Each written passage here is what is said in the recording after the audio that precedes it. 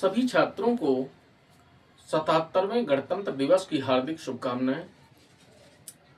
हमारा जो टॉपिक इस समय चल रहा है वो है विलेन चैप्टर के आंकिक प्रश्न। वे प्रश्न जो एनसीईआरटी बुक से संबंधित हैं और बोर्ड परीक्षा की दृष्टि में महत्वपूर्ण भी है। उन्हीं प्रश्नों में से एक प्रश्न आपके सामने बोर्ड पर लिखा हुआ है। कहता है कि सड़े हुए अंडे जैसी गंध वाली विषैली गैस H2S गुणात्मक विश्लेषण में उपयोग की जाती है। यदि H2S गैस की जल में STP पर विलेयता 0.195 m का मतलब होता है मोलर, ठीक है, हो तो हेनरी स्थिरांक की गणना कीजिए। तो आइए भैया इस सवाल को हम लगाना प्रारंभ करते हैं। तो कैसे लगेगा ये सवाल, तो देखिए यहां पर H2S गैस जल में घोली जा रही है, ठीक है, और STP पर उसकी विलेयता दे रखी है। इस मान का मतलब हुआ जाके कि 1 लीटर विलयन में H2S के 0.195 मोल घुले हुए हैं। अब इसका तात्पर्य यह है कि जो विलयन है वो बहुत ही तनु है, और जब तनु विलयन है तो स्वाभाविक है कि विलयन में जल की मात्रा बहुत अधिक है। अर्थात अगर 1 लीटर विलयन है तो ये हम मान लेते हैं कि 1 लीटर जल है उसमें। तो हम सबसे पहले जल के मोलों की संख्या ज्ञात करते हैं। तो देखिए भाई,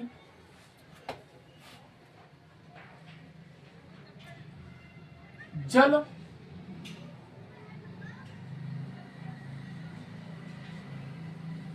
का घनत्व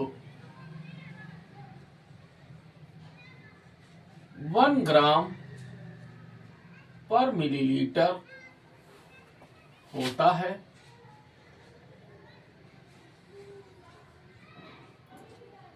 इसलिए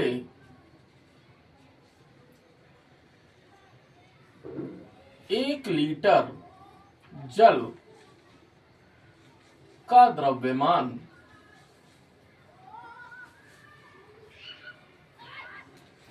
1000 ग्राम होगा।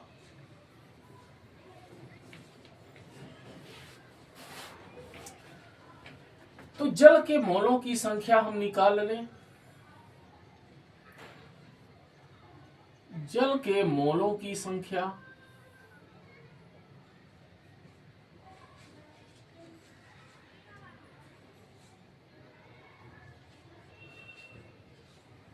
NH2O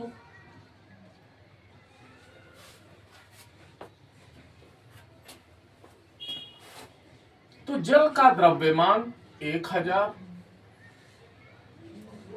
बटा जल का अणुभार 18, 2 नाम 18, 500। 9 से 500 को भाग दे दीजिए, या आप चाहें तो ऐसे ही लिख दीजिए 500 बटा 9। इतनी बात भैया समझ गए। तो ये आ गए जल के मोलों की संख्या। अब H2S के हम मोलों की संख्या निकाल लेते हैं। तो H2S के मोल दे रखे हैं, इतना है।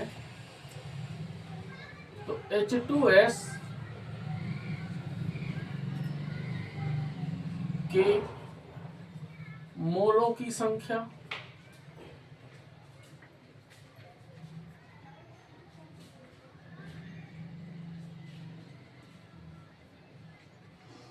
NH2S बराबर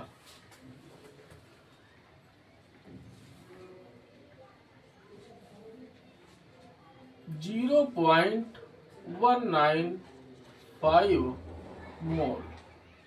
अब चूंकि ये मान आपका दशमलव में है, ये भिन्न में है, तो इसको भी दशमलव में बदल लीजिए।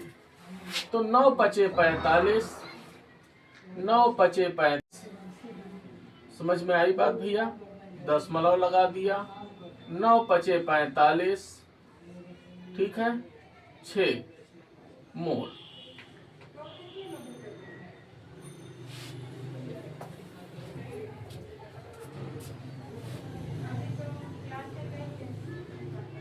तो कुल मोलों की संख्या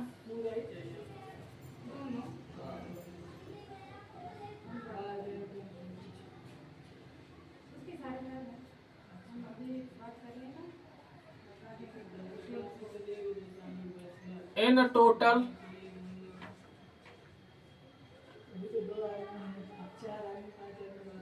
बराबर NH2O प्लस NH2S। बात समझ गए भैया? दोनों को ऐड कर दीजिए, 55.56 प्लस 0.195।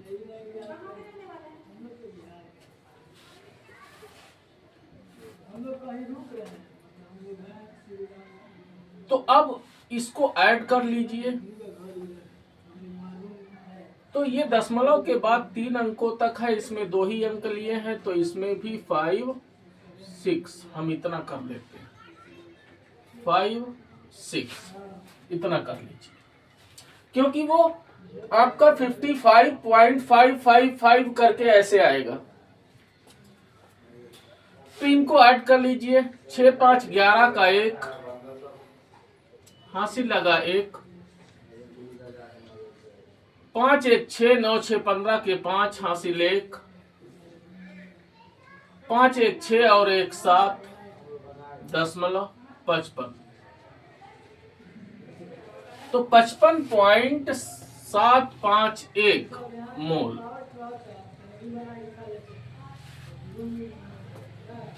अब हम H2S का मोल प्रभाज ज्ञात कर लेते हैं, यानी XH2S हाइड्रोजन सल्फाइड गैस का मोल प्रभाज हम निकाल लेते हैं।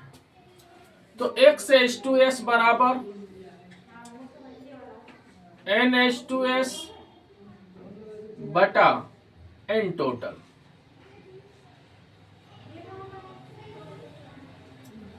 बराबर NH2S 0.195 बटा 55.751। दशमलव हटा दीजिए, तो ये आ गया तुम्हारा 195 बटा 55,751। अब 55,751 से 195 को भाग देना है, तो 55,751 से 195 को भाग देना है।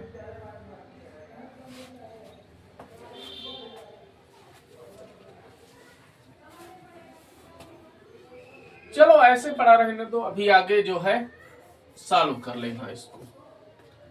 इतना रख लीजिए, ये आ गया आपका XH2S। अब STP पर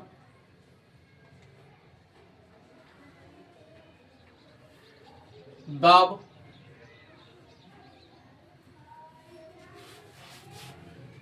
P बराबर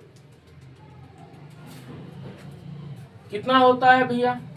देखो, अगर आप वायुमंडल में दर्शाना चाहें तो वायुमंडल में आप दर्शा सकते हैं, अगर आप बार में देना चाहें तो बार में भी आप दे सकते हैं। तो वायुमंडल में तो होता है 1 एटीएम, एक वायुमंडल। अगर आप इसे बार में देना चाहें तो 0.987 बार इतना होता है। तो आप बार में इसे दर्शा सकते हैं। अब चूंकि जो एनसीईआरटी की बुक है, उस बुक में जो हेनरी नियतांक का मान दिया हुआ है वो बार में है। समझे भैया? बार के पदों में है, तो आप बार वाला यूज कर लीजिए। आप इसको यूज करेंगे तो भी ये गलत नहीं माना जाएगा, दोनों ही परिस्थितियों में सही है।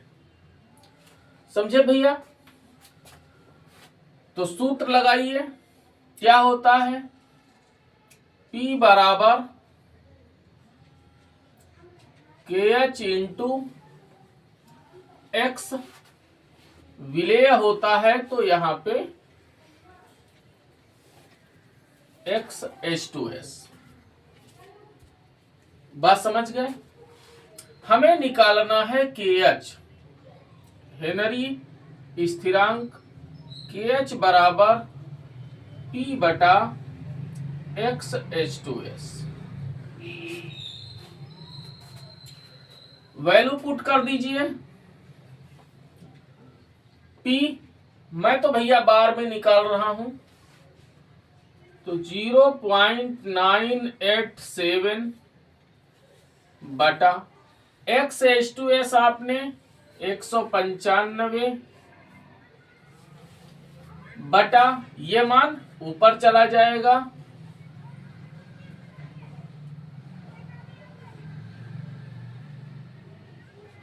51। अब इसकी और इसकी गुणा आप कर लीजिए।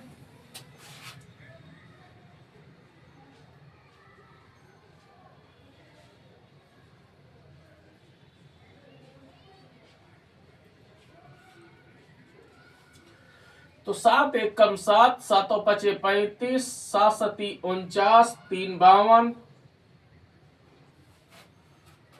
7 पचे 35, 5 40, 7 पचे 35 और 4 39, 8 एकम 8, 8 पंचे 40, 8 सती 56 और 4 60, 8 पंचे 40 और 6 46 और 8 पंचे 40 और 4 44, 9 एकम 9, 9 पचे 45, हासिल 4, 9 सती 63, 4 67, हासिल 6, 9 पचे 45 और 6 51, हासिल 5, 9 पचे 45 और 5 50। जोड़ दिया हमने 7, 8 5 13 के 3, हासिल 1, 2 1 3, 9 3 12 के 2, हासिल 1, 5 1 6, 9 6 15, 5 20, 2 22, हासिल 2, 3 2 5, 1 6, 4 10, 4 1 5 5, 3 संख्या बाद दशमलव लग गया। तो ये भैया आ गया 55,026.237 बटा 195। 195 से इसको भाग दे दीजिए।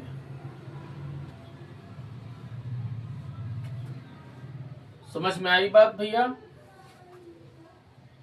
2 बार ले जाइए, 2 पंचे 10, 2 नाम 18, 1 19, 2 एकम 2 और 1 3, घटा दीजिए 0, 14 हो गए, सॉरी 15 हो गए, 9 6 15, 4 में से 3 गया 1 2,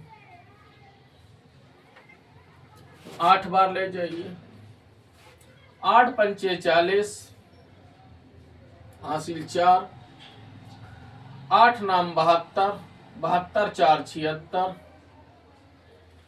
हासिल 7, 8 एकम 8, 7 15। घटा दीजिए 2, 10 से 6 गया 4। फिर पास की संख्या हमने उतार ली 6। अब 2 बार ले जाइए, 2 पंचे 10, 2 नाम 18, 1 19, 2 एक कम 2, 1 3। घटा दीजिए 6, 12, 12 में से 9 गया 3। दशमलव लगा दीजिए, अगला अंक उतार लीजिए, 1 बार ले जाइए 195। घटा दीजिए 12 से 5 गए 7, 15 से 9 गया 6, 2 में से 1 गया 1। फिर अगला अंक हमने उतार लिया, 8 बार ले जाइए 1560। 3 1 1। फिर 7, 5 बार ले जाइए, 5 25, 5 9 45, 2 47, 5 1 5, 4 9।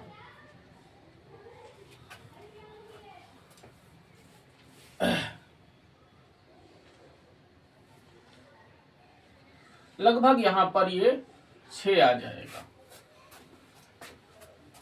तो ये आ गया तुम्हारा KH बराबर 282.186।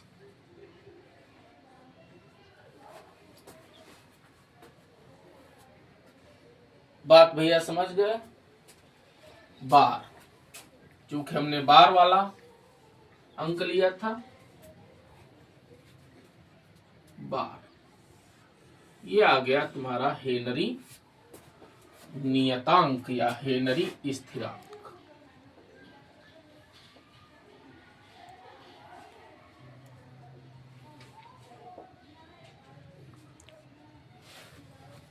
इस तरीके से ये भैया सवाल हल होगा, आप ध्यान से देख लीजिए। देखिए भैया नेक्स्ट प्रश्न क्या कहता है, किसी ताप पर शुद्ध बेंजीन का वाष्प दाब 0.850 बार है। 0.5 ग्राम अवाष्पशील विद्युत अनपघट्य ठोस को 39 ग्राम बेंजीन, जिसका मोलर द्रव्यमान 78 ग्राम प्रति मोल है, में घोला गया। कहता है प्राप्त विलयन का वाष्प दाब इतने बार है। ठीक है, ठोस का मोलर द्रव्यमान ज्ञात कीजिए। आपको मोलर द्रव्यमान ठोस का ज्ञात करना है। ठीक है, तो एक तो शुद्ध बेंजीन है, दूसरा अवाष्पशील ठोस है। तो एक इधर लिख लीजिए बेंजीन,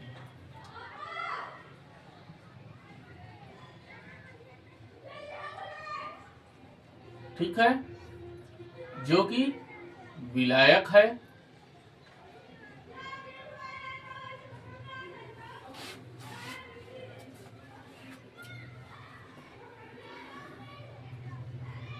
और अवाष्पशील ठोस है।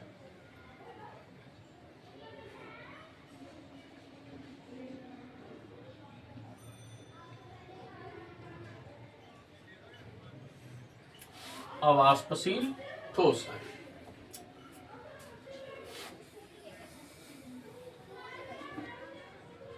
तो शुद्ध बेंजीन का वाष्प दाब,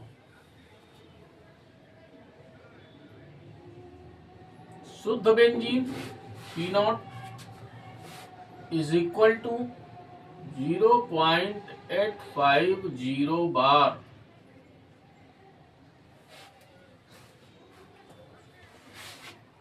इतना ग्राम अवाष्पशील विद्युत अनपघट्य जो है वो घोला गया। ठीक है भैया। तो W बराबर 0.5 ग्राम।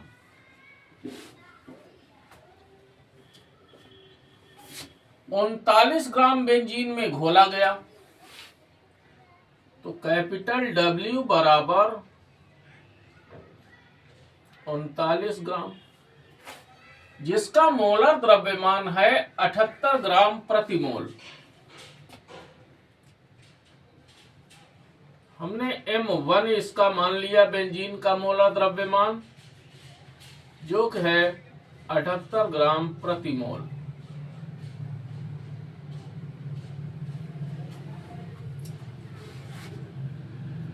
इसका मोलर द्रव्यमान ज्ञात करना है, जो कि हमने M2 माना। क्वेश्चन मार्क कहता है प्राप्त विलयन का वाष्प दाब यानी PS है, या P खाली हम लिख देते हैं,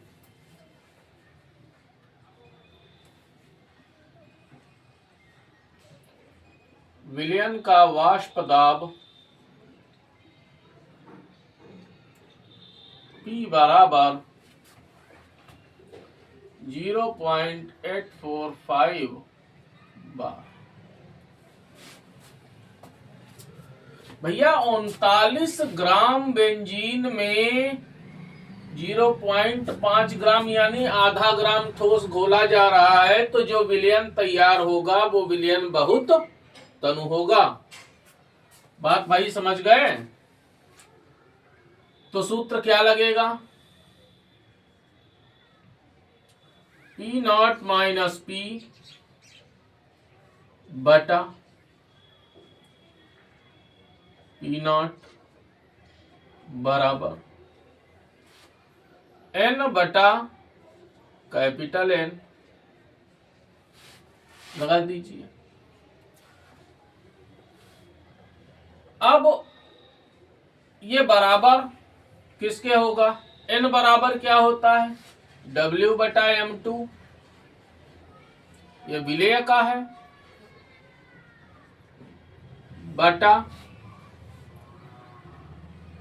कैपिटल W बटा M2, सॉरी कैपिटल W बटा M1। ये होता है, मान रख दीजिए। तो 0.850 माइनस 0.845 बटा 0.850 बराबर स्मॉल w 0.5 बटा M2 नीचे आ जाएगा, गुणा M1 ऊपर जाएगा 78 बटा कैपिटल W 39। समझ में आई बात भैया? तो 39 एक कम 39 और 39 दूना 78। इधर इसको घटा लीजिए, तो 10 से 5 गया 5। समझ गए? अब यहां 4 रह गया, 4 से 4 गया 0, 8 से 8 गया 0 दशमलव बटा 0.850 दशमलव हटा दिया बराबर, इधर इसकी गुणा करोगे तो 1 आ जाएगा, 1 बटा M2। तो इसको इधर ले आइए, ये ले जाइए, तो M2 बराबर 850 बटा 5, 5 5 एक कम 5 3 35 5 7 35 0। तो M2 बराबर आ गया 170 ग्राम प्रति मोल। ये अवाष्पशील विद्युत अनपघट्य का, ये अवाष्पशील विद्युत अनपघट्य का मोलर द्रव्यमान है। बात समझ में आई भैया?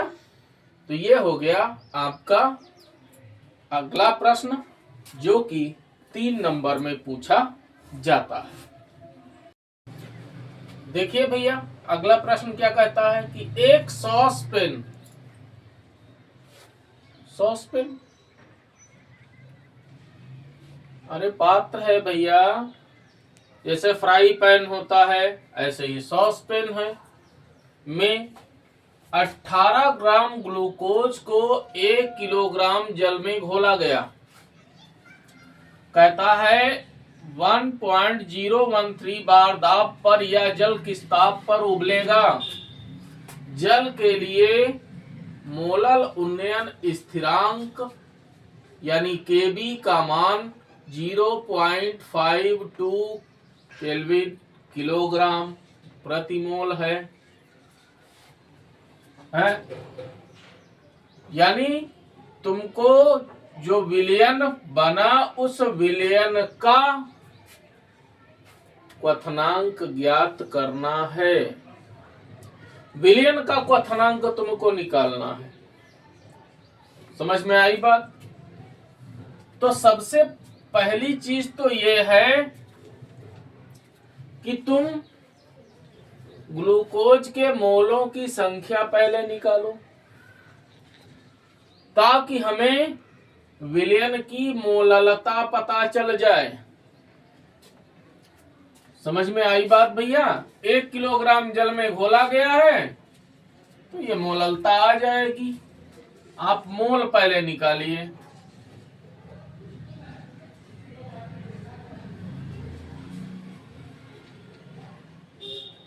तो ग्लूकोज का द्रव्यमान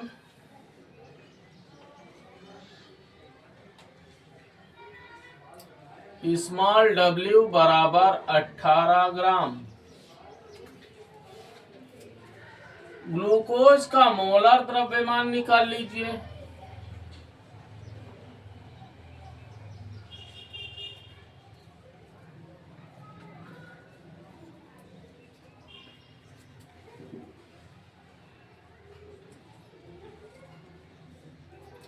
मोलर द्रव्यमान M1 बराबर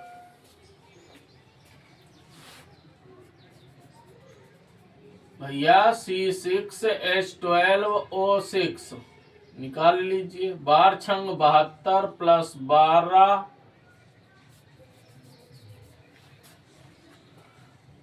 प्लस 96, 16 छक्का 96, जोड़ लीजिए। 6 2 8 2 10, हासिल 1 9 1 10 11 7 18 180। अगर आपको याद है ग्लूकोज का मोलर द्रव्यमान तो आप डायरेक्ट 180 भी लिख सकते हैं। मैं यहाँ इसलिए ये सब करा रहा हूं ताकि आपको छोटी से छोटी जानकारी बनी रहे। अब ग्लूकोज के मोलों की संख्या निकाल लीजिए।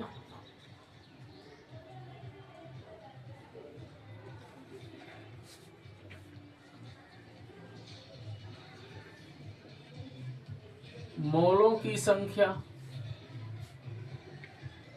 N बराबर W बटा M1, तो 18 बटा 180, तो ये आ गया 0.1 मोल।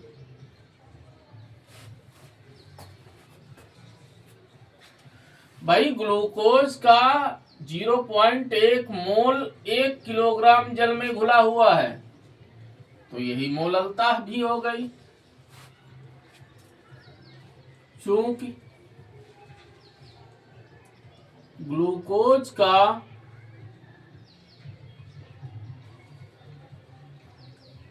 0.1 मोल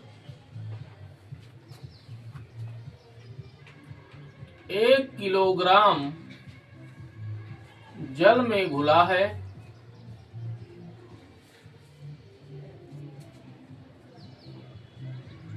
इसलिए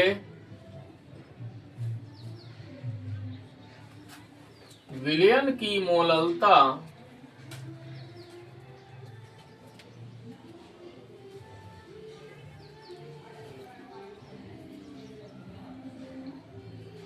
यानी स्मॉल m बराबर 0.1 मोल प्रति किलोग्राम। समझ में आई बात? तो विलयन के अब जब ग्लूकोज को जल में घोला गया तो जल के ताप में वृद्धि कितनी होगी? तो जल के ताप में वृद्धि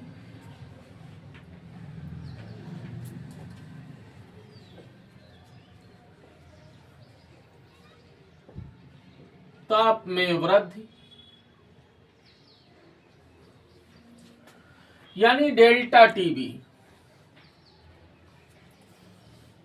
बराबर क्या होता है भैया? सूत्र केबी गुणा मोललता। अब केबी 0.52 गुणा मोललता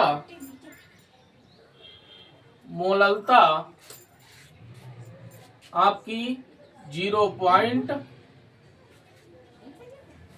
मोल है। तो मल्टीप्लाई कर दीजिए तो 0.052 केल्विन इतना आ गया। जल के ताप में वृद्धि हो गई चूंकि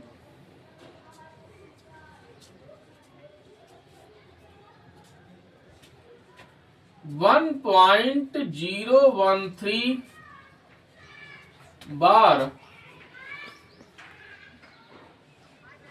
दाब पर जल 373.15 केल्विन पर उबलता है।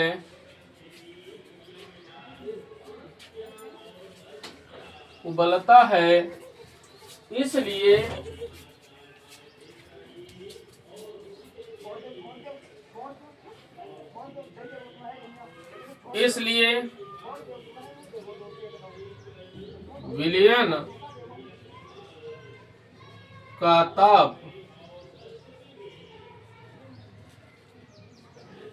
बराबर 373.15 प्लस 0.052 जोड़ लीजिए भैया। तो 2 5 5 10 का सिफर हासिल 1 1 2 373 केल्विन। तो ये भैया जो विलयन बना ग्लूकोज को घोलने पर वो 373.202 केल्विन ताप पर ये उबलेगा। समझ में आई बात? इसलिए विलयन का ताप ना लिखिए, यहाँ पे क्वथनांक कर दीजिए। क्वथनांक भाई उबलता है ना, तो क्वथनांक ज्यादा उचित है। इसलिए विलयन का क्वथनांक बराबर जोड़ देंगे ताप वृद्धि को, ठीक है, जल के क्वथनांक में, और हमें विलयन का क्वथनांक पता चल जाएगा।